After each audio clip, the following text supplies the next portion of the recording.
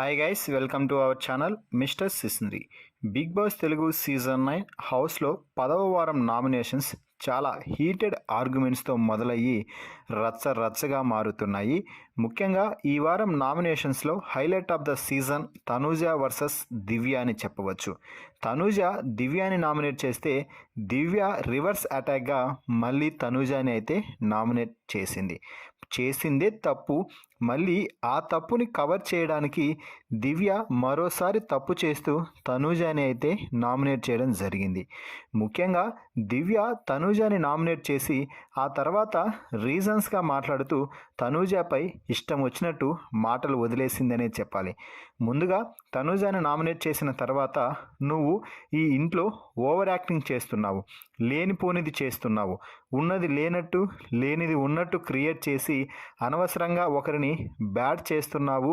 నీ వల్ల నేను ఎంత కోల్పోతున్నానో నాకే అర్థం కావడం లేదు. ఇది బిగ్ బాస్ షో. ఇక్కడ అందరూ ఎవరికి సపోర్ట్ చెయ్యరు అని నీకు తెలియదా? మొన్న కెప్టెన్సీ రేస్లో నుంచి నా గేమ్ ప్లాన్లో భాగంగా నిన్ను తప్పించాను. అంత మాత్రానికే నువ్వు అంత ఓవర్ యాక్టింగ్ చేసి అంతలా పడుకొని ఏడవాలా? నీ సింపతి గేము నువ్వు ఎప్పుడు చూడు కన్నీళ్లు పెట్టుకోవడం, సింపతి గెయిన్ అయ్యేలా చూసుకోవడం, అందరినీ నీ వైపు లాక్కోవడం, ఇదే గేమ్ ప్లానా నీది అంటూ తనూజపై రెచ్చిపోయింది దివ్య. దీంతో తనూజ కూడా దివ్యకి ఇచ్చి పడేసింది. నేను ఒక్కసారి కెప్టెన్సీ కంటెండర్ అయ్యి కెప్టెన్ కాకపోతే అంతలా ఏడ్చేదాన్ని కాదు దివ్య. కానీ 7 సార్లు కెప్టెన్సీ కంటెండర్ అయ్యాను. 7 సార్లు కూడా చివరి మెట్టుపై నన్ను తొలగిస్తూనే ఉన్నారు, క్యాప్టెన్ కాకుండా అడ్డుకుంటూనే ఉన్నారు.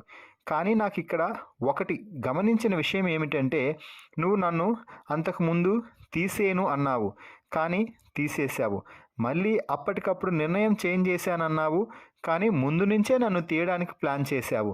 అయినా ఇంత అస్సలకి నీలాంటి చీప్ బిహేవియర్ ఉన్న మనిషిని నా జీవితంలో చూడలేదు అంటూ తనూజ మాట్లాడటంతో, చీప్ గిఫ్ట్ అని మాట్లాడద్దు, నేను మాట్లాడితే నువ్వు తట్టుకోలేవు అంటూ దివ్య తనూజకి కౌంటర్ ఇవ్వబోయింది. దీంతో చాలే అమ్మా, నీకంటే ఎక్కువ మాటలు మాట్లాడగలను, కానీ ఎక్కడ మాట్లాడాలి, ఎలా గేమ్ ఆడాలో నాకు తెలుసు. నీలాగా ఒకరిని ముంచేసే గేమ్ అయితే నేను ఆడను. జన్మలో అలా ఆడాల్సి వస్తే ఈ హౌస్లో నుంచైనా వాలంటీర్గా వెళ్ళిపోతానేమో, కానీ నీ అంత కన్నింగ్ బుద్ధి నాకు రాదు అంటూ తనూజ రెచ్చిపోయింది.